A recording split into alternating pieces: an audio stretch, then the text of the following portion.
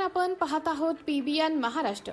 Jalgaon MIDC औद्योगिक वसाहतीतील केसेक येथील साई किसन ठिबक नळी उत्पादन कंपनीला बुधवारी रात्री अंदाजे 9 वाजेच्या सुमारास अचानक भीषण आग लागली। आग लागल्याची माहिती मिळताच जिल्हाधिकारी यांनी तात्काळ घटनास्थळी भेट देत परिस्थितीची पाहणी केली। घटनास्थळी उपविभागीय अधिकारी जळगाव, उपविभागीय पोलीस अधिकारी तसेच नायब तहसीलदार हे अधिकारी जिल्हाधिकाऱ्यांसमवेत हजर होते। जिल्हाधिकाऱ्यांनी तात्काळ दिलेल्या सूचनानुसार आगीवर नियंत्रण मिळवण्यासाठी एमआयडीसी व महानगरपालिका अग्निशमन दलाचे बंब वाढवण्यात आले। तसेच सर्व संबंधित यंत्रणांमध्ये त्वरित समन्वय साधण्याचे निर्देश जिल्हा आपत्ती व्यवस्थापन अधिकाऱ्यांना देण्यात आले। परिसरात सुरक्षेची पुन्हा तपासणी करून जखमी असल्यास त्वरित वैद्यकीय सुविधा उपलब्ध करण्यासाठी आरोग्य विभागाला सज्ज राहण्याच्या सूचना देण्यात आल्या। घटनास्थळावरून जिल्हाधिकाऱ्यांनी सांगितलं की औद्योगिक क्षेत्रातील आपत्तीजन्य घटनांमध्ये त्वरित प्रतिसाद आणि सर्व यंत्रणांमधील प्रभावी समन्वय अत्यंत महत्त्वाचा आहे।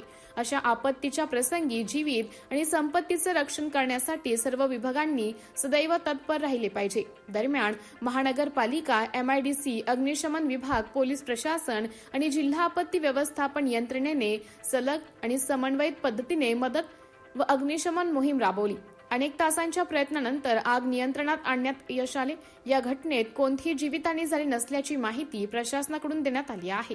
आग पसरू नये यासाठी आसपासच्या परिसराची सुरक्षा तपासणी करून प्रतिबंधात्मक उपाय तातडीने राबवण्यात आले।